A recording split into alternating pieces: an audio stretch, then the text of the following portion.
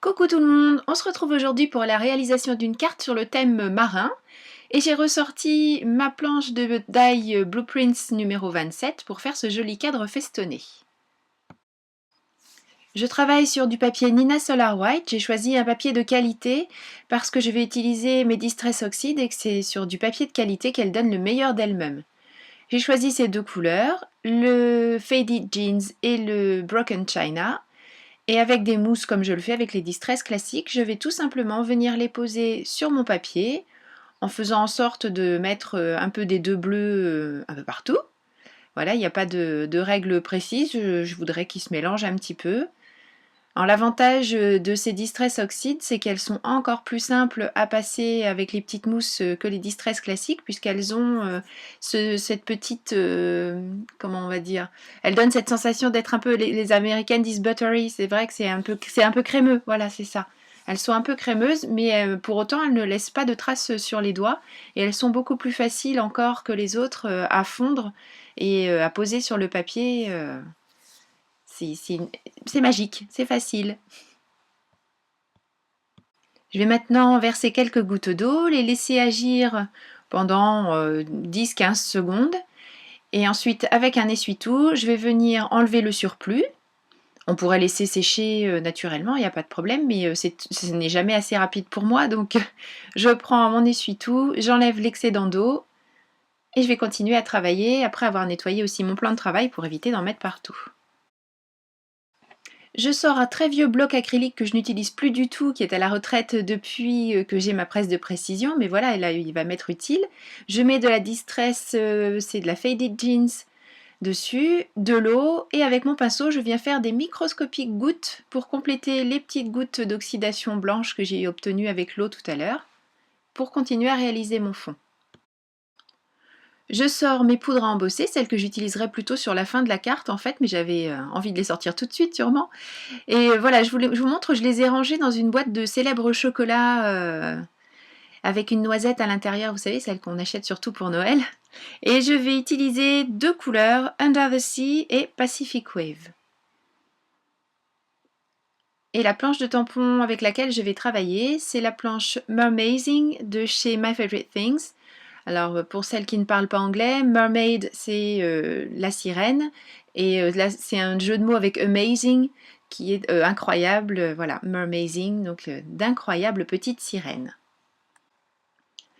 Je vais choisir tous les éléments dont je vais avoir besoin, une sirène bien sûr, j'ai choisi celle-ci, et puis différents éléments de fond marin, des végétaux, les petits poissons on verra à la fin. Et je vais commencer par tamponner la plus grande algue avec mon encre oxyde, Distress Oxide, la Cracked Pistachio cette fois-ci. Puisque vous le savez, avec ces encres Distress Oxide, on peut aussi tamponner. Et comme ce sont un mix d'encre d'ail, mais surtout d'encre pigment, elles restent en surface et du coup se voient très bien sur notre papier, même sur des supports foncés comme celui-ci. Je choisis maintenant la couleur Peeled Paint, une algue plus petite, et à nouveau, je viens tamponner sur le fond de ma carte. Et enfin, j'ai choisi Fired Brick pour venir faire des éléments de corail, toujours pour animer ce fond de carte. Donc là, à la caméra, c'était pas évident de voir les deux verts qui pourtant sont bien ressortis sur le papier, mais le rouge, il n'y a pas de problème, vous le voyez parfaitement. Je reprends la Faded Jeans et cette fois-ci, je vais tamponner les petits bancs de poisson. Donc j'ai choisi de reprendre une couleur que j'avais déjà prise donc pour le fond de départ, pour donner une illusion de profondeur et faire en sorte que l'on pense que les bancs de poisson sont au loin derrière la sirène qui viendra prendre place tout à l'heure sur ce fond de carte.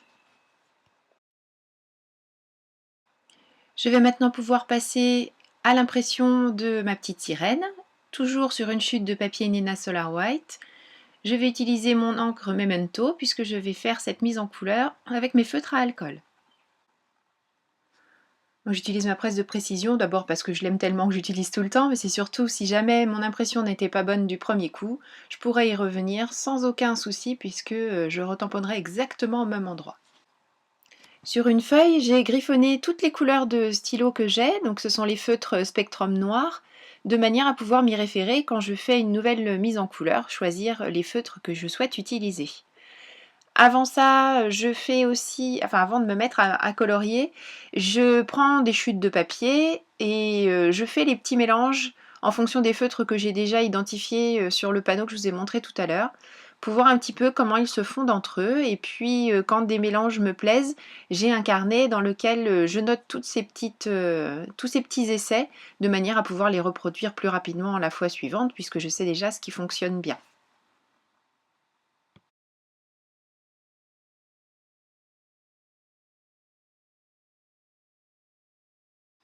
Je vais pouvoir commencer ma mise en couleur. J'ai déterminé donc les feutres que j'allais utiliser. Et je commence par la queue de la sirène avec le VB3. Je fais en sorte, comme toujours, hein, de reproduire un petit peu le mouvement que peut avoir là naturellement la queue de la sirène, pour faire en sorte que mes petits traits se mélangent les uns aux autres dans les deux couleurs. Et je n'hésite pas bien sûr à superposer ces deux couleurs pour qu'elles se fondent entre elles, et obtenir ainsi un joli dégradé sans transition brusque, d'où l'importance de faire des petits essais à côté. Et vous voyez, je fais des sortes de petits points là pour déjà simuler les écailles de la queue de sirène, mais aussi pour aider à fondre ces deux couleurs ensemble. Donc là c'est le AB1 et le VB3 qui fonctionnent très très bien tous les deux. Je continue avec le haut de son maillot, toujours dans les mêmes couleurs, avec le même principe, des petits points. Et je termine par la queue de la sirène, le bout de la queue en nageoire. Et je peux maintenant attaquer la peau. Cette fois-ci, j'ai choisi le FS2. Je fais toujours le même mélange avec mes spectrums pour la peau. Il faudra que j'en invente un petit peu des nouveaux, que j'en explore des nouveaux. Ça, c'est le BO1. Donc le premier, le plus clair, je l'ai posé en aplat partout. Ensuite, le un peu plus soutenu, le montant médium, je l'ai posé un peu plus en me rapprochant du centre du visage que j'ai laissé en clair. Et je finis avec le MB1 pour faire vraiment tout ce qui est les ombres marquées par les côtés du visage et par la chevelure.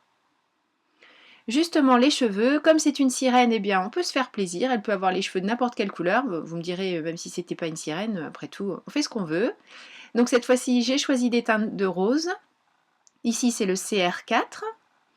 Ensuite, un ton plus soutenu avec le CR6. Et comme toujours, j'essaie de faire des petits mouvements qui reprennent bien le sens de la chevelure. Et je suis légère sur la pointe pour garder le côté pointe biseautée le plus possible, éviter d'écraser cette pointe. Ici, c'était le CR11 pour faire les endroits les plus foncés. Et enfin, je repasse partout avec le AP1. Je n'hésite pas à revenir avec les tons médiums et les tons plus foncés pour faire en sorte que tout se fonde bien et qu'au final j'ai quelque chose de joli. Le plus joli possible en tout cas.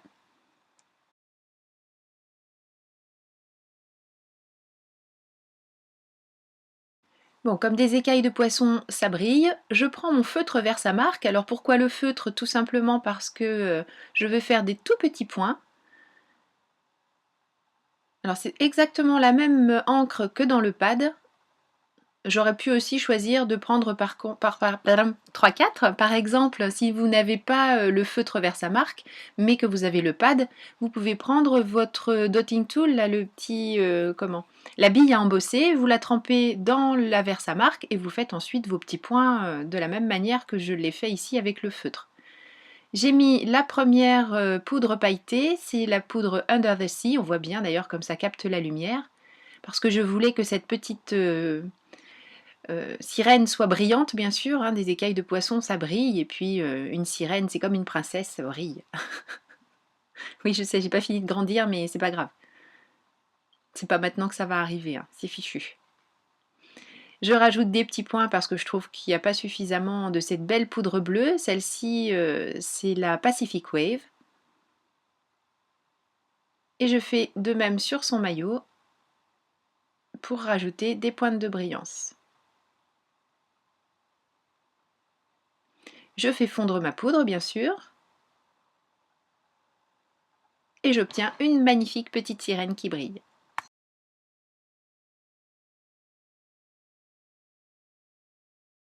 Je peux maintenant passer au découpage. C'est un dessin relativement simple, donc il est assez facile à découper. Et comme toujours, hein, comme je vous le dis à chaque fois, mais bon, c'est au cas où des personnes viendraient d'arriver sur la chaîne et ne m'ont pas encore entendu seriner, le fait que ce ne sont pas les ciseaux qui tournent, mais c'est bien le papier, notamment dans les courbes. Hein, ça va vous aider à avoir des courbes beaucoup plus réussies, beaucoup plus jolies et plus régulières. Une fois la découpe terminée, je repasse les contours avec mon feutre noir en me plaçant sur l'arrière de mon personnage parce que ce serait quand même dommage en se mettant sur l'avant que la pointe dérape et qu'on vienne mettre un gros trait noir sur tout ce qu'on a bien mis en couleur juste avant. Oui, ça m'est déjà arrivé, mais j'imagine que je ne suis pas la seule, donc maintenant je prends bien garde à toujours me placer sur l'arrière de ma découpe. Je prends mon tapis de bosselage, donc c'est une plaque de mousse assez épaisse, je prends une bille à gaufrer très grosse, et je fais des petits mouvements circulaires au dos de mon personnage pour bomber un petit peu le papier et faire en sorte que quand je vais poser mes petits carrés de mousse, ensuite ils ne se voient plus, mais qu'on ait quand même ce phénomène de relief.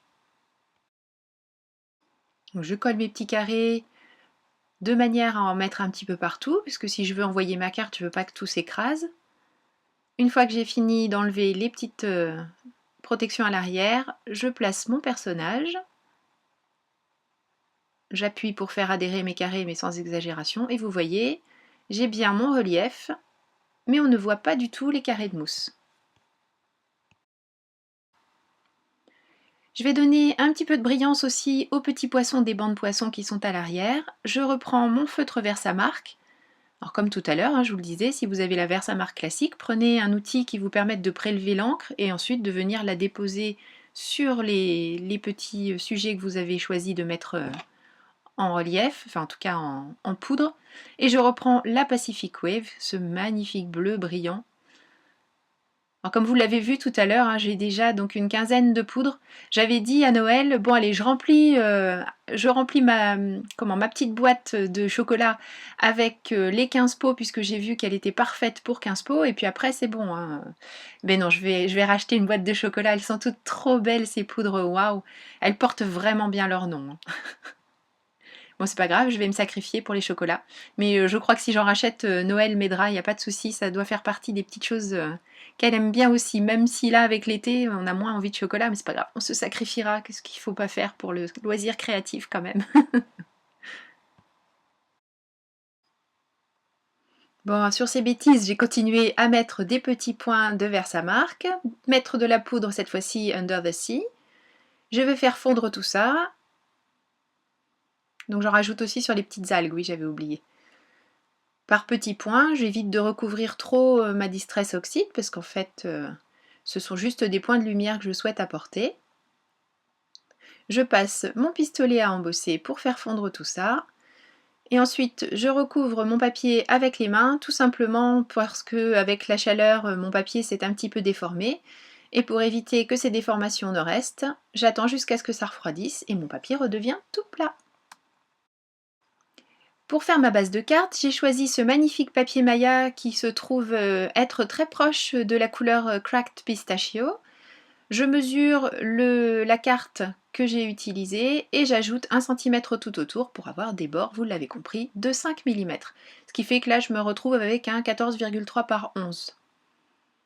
Comme d'habitude, je fais mes coupes, je plie et une fois que j'ai plié, je cale pour faire ma deuxième coupe et faire en sorte que les deux côtés de ma carte, tant qu'à faire, soient de la même hauteur. Un petit coup de plioir, ma colle à pointe fine railleur et je place tout ça sur mon fond, sur ma base de carte.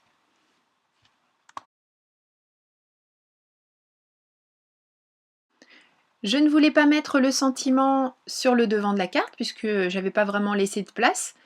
Je vais le placer à l'intérieur, j'utilise pour ça ma presse de précision, je place le sentiment, ma carte bien calée, et l'avantage de la presse de précision de chez We Are Memory Keepers, vous voyez, c'est que je n'ai pas de choses qui me gênent sur la gauche, donc ma carte peut largement dépasser sans que je l'abîme en refermant le couvercle. J'ai enduit de Versamark parce que je vais utiliser à nouveau de la poudre à embosser, et cette fois-ci, c'est la Beautiful qui est quasiment de la même couleur que mon Maya. Donc c'est vraiment magnifique. J'ai du coup quelque chose ton sur ton, légèrement brillant. Enfin, c'est magnifique. Voilà, c'est ce Beautiful, il est superbe. Alors sur fond vert, il est déjà très beau, mais alors sur fond blanc, il est magnifique. Enfin voilà. Oui, je sais, je suis gaga de mes poudres, waouh. Moi, je suis gaga tout court, mais bon, en l'occurrence là, c'est pour les poudres. Bon, je tiens mon papier pour éviter qu'il ne gondole trop. Et puis, ben, cette carte est terminée. J'espère qu'elle vous a plu, qu'elle vous aura donné des idées pour utiliser les différents éléments qui sont intervenus dans cette carte, les distress, les poudres wow, les feutres à alcool, le papier Maya, enfin voilà, tout ce que vous pouvez retrouver bien sûr sur la boutique pour faire des réalisations toutes plus belles les unes que les autres et surtout en faire profiter votre entourage parce que l'intérêt c'est quand même de partager tout ça. Merci beaucoup d'avoir suivi cette vidéo, je vous fais d'énormes bisous, prenez bien soin de vous et je vous donne rendez-vous très bientôt dans une nouvelle vidéo création. Bye bye!